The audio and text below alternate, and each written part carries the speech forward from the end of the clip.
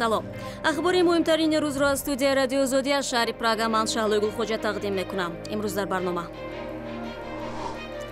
Тоҷикистон мехоҳад дар чанд соли наздик дарозумрии сокинонро то 10 соли дигар бештар кунад. ҳадафе ки дар барномаи миллӣ зикр шудааст. раиси собиқи бозори ином аз идомаи даъво даст мекашад. ӯ мегӯяд зиндагии осоиштаро дар канори хонавода беҳтар медонад. мақсади ман ки ҳозир якум мақсадам фарзандома оиладор кунам. ва Қирғизистон қонуни асосияшро ислоҳ мекунад. баъзе аз бандҳои тарҳи нав дар ҷомеа баҳсҳоро ба вуҷуд овард. мақомоти Тоҷикистон мехоҳанд умри мардум дар кишвар дарозтар шавад. ин яке аз ҳадафҳои стратегияи миллии рушд аст ки парлумон тасвиб кард. дар ин барномаи давлатӣ ҳадаф гузошта шудааст ки то соли 2030 дарозумрии миёна дар Тоҷикистон ба 80 сол расонда шавад. мақомоти Тоҷикистон мегӯянд солҳои ахир умри мардум дар кишвар дарозтар шудааст, вале дар муқоиса ба кишварҳои пешрафта камтар аст. то куҷо ин ҳадаф иҷро шуданист, Мардони Муҳаммад тафсилот дорад. бар асоси стратегияи миллии рушди ҷумҳурии Тоҷикистон барои давраи то соли 2030 дар назар аст дар 15 соли оянда дарозумрии миёна аз 73 соли феълӣ то ба 80 сол расонда шавад. ба гуфтаи масъулони давлати Тоҷикистон, дарозумрии миёнаи инсон дар кишвар аз якчанд омил, аз ҷумла ба муҳити атроф, тозагии муҳити зист, ирсият, тарзи дурусти ғизохӯрӣ, тарзи ҳаёти солим ва ба низоми хизматрасонии тиббӣ вобастагӣ дорад. ба гуфтаи мутахассисон, мизони умри миёнаи сокинони Тоҷикистон аз 68 солидаҳаи 1980 ки Тоҷикистон он замон як ҷумҳурии иттиҳоди шӯравӣ ҳисоб меёфт, ҳоло то ба 5 сол афзоиш ёфтааст. гуфта мешавад, бештари одамони дарозумр дар манотиқи кӯҳистони Тоҷикистон ки муҳити тозаи зист дорад зиндагӣ карда ва бархе аз онҳо то 100 сол умр мебинанд. ба эътиқоди таҳлилгарон, барои дарозумрии сокинони Тоҷикистон бояд сатҳи зиндагии мардум ба маротиб боло рафта, роҳҳои муассири пешгирӣ аз бемориҳои сироятӣ ва ғайрисироятӣ ҷустуҷӯ ва пайдо шавад. барои иҷрои ин ҳадаф маблағҳои ҳангуфте лозим аст. Мардони Муҳаммад, Шодмони Ятим, Озодӣ, Душанбе. раиси собиқи бозори ҷанҷолии ином мегӯяд дигар барои ин бозор бо моликони феълӣ он даъво намекунад ва барои пешбурди зиндагии хонаводааш талош хоҳад кард. Бурҳон Абдуллоев, ки бар асоси қонуни афв аз зиндон озод шуд, рӯзи 6 декабр ба радиои Озодӣ гуфт ки бегуноҳ ба 3 соли зиндон маҳкум шудааст. ҳама ҷо медонист ки ман бегуноҳ бурда маҳкам карда будам. барои ҳамин ҳама ҳурмат мекардам. ай ҳамун корманди маҳбусоям, баъд маҳбусо худошон дар байни ҳамуно. лекин дига ягон вай фикри даъво кардани дига ҳозир ҳамаша аку чӣ хел гӯям ба қозии калон супоридем. адолата худованд дар рӯзи маҳшар ҳамун аҷри вай ай худованд талаб мекунад.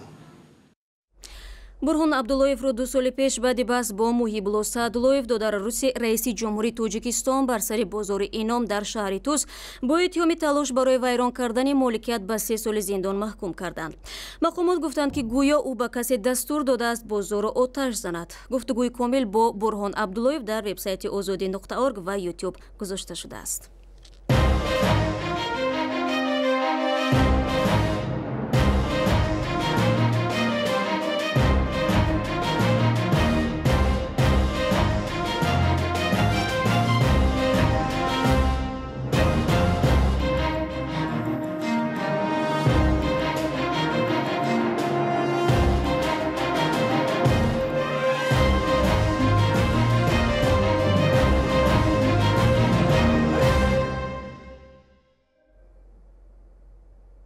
барномаро идома медиҳем.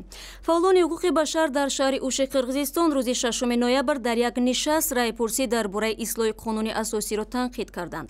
намояндагони созмонҳои ҷамъиятӣ бахусус ба ислоҳи бандҳое мухолифат карданд ки салоҳиятҳои парлумонро ба нахуст-вазир ва ҳукумат медиҳад. ба гуфтаи мунтақидон, ин ислоҳот тавозуни демократӣ дар қудратро ба ҳам мезанад. раиси ҷумҳурии Қирғизистон Алмусбек Отамбоев тарафдори раъйпурсӣ дар бораи ислоҳи конститутсия аст ки қарор аст рӯзи 11 декабр баргузор шавад. дар ин бора суҳбате доштам бо Айданбек Аҳмадуллу, хабарнигори бахши қирғизии радиои Озодӣ, ва аввал дар бораи нукоти баҳсбарангези тарҳ пурсидам. Знаете, изменение вот этой конституции первоначально был внесен. Первый вариант вот это был очень вызвал возмущение у общественности Кыргызстана. تمامی متن تغییرات و ماده‌هایی که باید اصلاح می‌شدند سر از حقوق انسان تا صلاحیت‌های رئیسی جمهور و نخست وزیر و پارلمان و حاکمیت دادگاهی تنقید شدند. حکومت سرزنش‌ها را به اینابت گرفت، متن پیشنویس را تا اندازه تغییر داد. حالا بیشتری بحث اطراف زمان برگزاری رایپرسی و تشبسکارانش میچرخد، چون که تا سال 2020 سرقانون نباید عوض میشد و طبق طلبات قانون اساسی پرزیدنت نمیتواند تشبسکاری چنین اصلاحات باشد. اصلا چنین حق را پارلمان و 300,000 شهروندان قرقیزستان دارند. حالا گویا پیشنهاد از سوی پارلمان شده است، اما در عمل در سرگاه پرزیدنت قرار دارد که این باعث نارضایتی جامعه شد. حالا مقابل این اصلاحات جامعه شهروندی بعضی سیاستمداران و مخالفان حکومت صدا بلند کردند. Там в парламента и вот 300 тысяч человек граждан Кыргызстана есть права. وابسته به حقوق انسان شما گفتید اون اضافه‌ای که به ماده 36 کرده شد، یعنی بند 9 وارد کرده شد، اوید به منع کردن ازدواج همجنسگرایان، نسبت این تغییر الهه ها چی واکنش داشت؟ Практически никакой реакции нет. Эта власть просто берет как бы تقریبا واکنش ندارد. احساس می شود حکومت با این مسئله می خواهد کارش را تشویق کند و مقابلیت خود را نسبت به ازدواج و راهپیمایی‌های همجنسگرایان نشان بدهد. در کنستیتوسیای حاضره مخصوصا نوشته نشده است که ازدواج مرد با زن یا زن با زن اجازت است. در ماده 36 آمده است در سن معین و با رضایت طرفین شهروندان می توانند ازدواج کنند، اما در تغییر و الهه‌های پیشنهادی تاکید شده است که ازدواج میان زن و مرد صورت می گیرد. اما عجیب است که ضرورت وارد کردن اصلاحات به سرقانون در چی بود؟ زیرا در کودکس عائله علاقه این نکته جای دارد. احتمالاً با این راه حکومت می‌خواهد سنتی بودن جامعه را نشان بدهد و مردم را برای رأی دادن به جانبداری تغییر و الهه‌ها مایل کند. В Семейном кодексе тоже написано. Есть такой закон. Но его вносить в Конституцию, это, я не знаю, какого это имеет смысл вообще-то. در مجموع خود مردم جانبداری مخالفان هستند که اونا ضد وارد کردن تغییر الهه ها به سر قانون بودند و یا جانبدار از حکومت، یعنی وارد کردن اصلاحات به سر قانون هستند. Все говорят у нас, общество такая, какую власть предложит, на то и будет голосовать. هر چیزی که حکومت پیشنهاد میکند مردم رای میدهد. با توجه به آنکه بعضی جنبه‌های بحث برانگیزی طرح نرمتر شده است، مخالفان حکومت نیز باید به محتوای تغییرات و اصلاحات چندان اعتراض ندارند، هرچند در صورت قبول تغییر و الهه‌ها صلاحیت‌های نخست وزیر بیشتر می شود و با این وسیله آتمبایف رای خود را برای باقی ماندن در قدرت هموار می کند، چون که طبق قانون اساسی آتمبایف که مهلت ریاست جمهوریش سال آینده به پایان می رسد حق ندارد برای بار دوم پرزیدنت شود. اصلاحات آتمبایف را به یک نخست وزیر نیرومند تبدیل می دهد.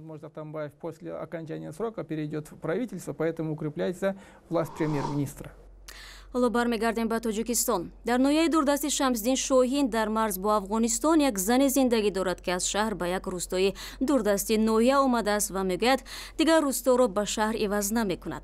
مفتون قربان و 10 سال پیش به ناحیه پروار آمده است و زندگی مردم این روستا را هم تغییر داده است. امردین عالم به خانه این زن رفت. عکس سالهای اول خانه‌داری بیان روزهای خوش جوانی مفتونه قربانوف است. عشق او با یک جوان دهه پروار عنعنه سالها پابرجای یک دهه کوهستانی را تغییر داد. مفتونه قربانوف 59 ساله 42 سال قبل از شهر کلاب با یک جوان پرواری ازدواج کرد و این دهه را مکان زیست قرار داد. دوره که من 40 سال پیش آمد آدم‌ها همه خشت‌هوا می‌گرفتن.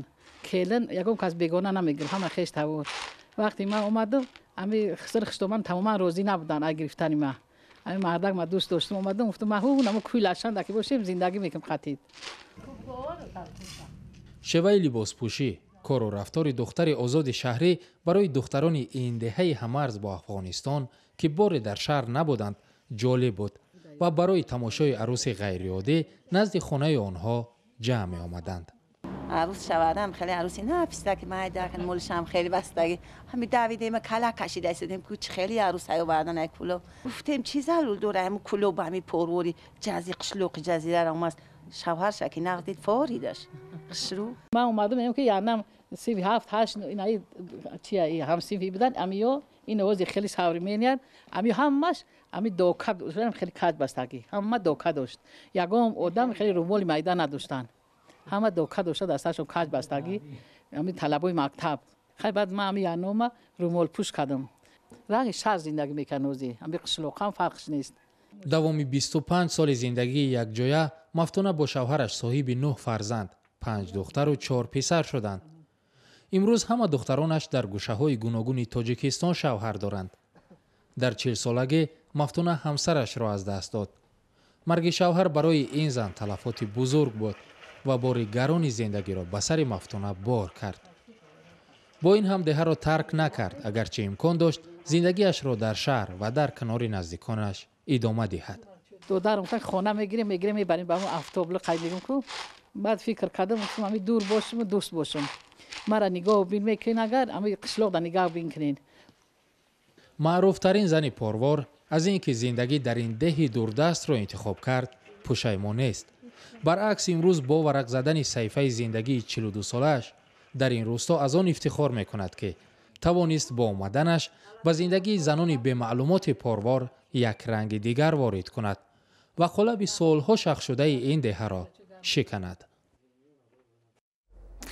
در شهر خوجند نام برندگان آزمون مطالب بهترین در موضوع داغ و مهم جامعه را اعلام کردند. در میان آنها خبرنگاری رادیو آزادی در ولایت سوخت معصوم محمد رجب نیز هست که برای مجموعه مواد چند رسانه‌ای جایزه اول را صاحب شد. برای چندین بار است که این خبرنگاری آزادی با مطلب‌هایش در آزمون‌های مختلف برنده می‌شود. فرزان محمدی از جریان جایزه سپاری گزارش می‌دهد. در شهر خوجند برندگان آزمون ولایتی خبرنگاران برای بهترین مطالب در موضوعهای مهم و داغ جامعه اعلان شدند. در بین برندگان این آزمون از جمله خبرنگار رادیوی آزادی در ولایت سوخت معصوم محمد رجب نیز برای سلسله موادهای چند رسانه‌ای جایزه اول را به دست آورد. این آزمون میان روزنامه‌نگاران شمال تاجیکستان اول سال جاری از جانب رئیس ولایت سوخت اعلان شده بود. جایزه عمومی این آزمون 150,000 سامانی و جایزه پولی برندگان از 1.5 تا 6,000 سامانی است. طبق معلومات مقامات در آزمون امسال بیش از 80 خبرنگار رسانه دولتی و مستقل و خارجی که در شمال تاجیکستان فعالیت می‌کنند شرکت کردند. به این ترتیب 37 نفر آنها در 4 بخش برنده شدند. در بزرگ، در مسجد، در مکتب، در دانشگاه، در خانه، در اولیدن و مؤسسه دولتی پرابلم خیلی زیاد داریم.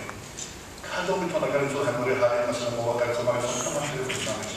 همزمان جناب قادری از روزنامه‌نگاران دعوت کرد تا در امر جلوگیری از تندگرایی در جامعه بی‌طرف نباشند. حلیم جان جورایف یک از برندگان آزمون خامه سازنده رهبر شعبه اطلاعاتی تلویزیون سیمای مستقل یکم در خوجند در صحبت با رادیو آزادی گفت برگزاری این گونه آزمون ها خبرنگاران را به کار خود دلگرمتر می سازد. البته این آزمون یک اندازه میتواند مثال ژورنالیستان را چیگم در راه جستجویی مثال دلگرم کند. آزمون خامه سازنده سال سوم است که در قلمرو ولایت سوخت دایر میگردد. در محفل جایزه سپاری امسال اعلان شد که خامه سازنده سال آینده 2017 نیز با 150,000 جایزه پولی برگزار خواهد گشت.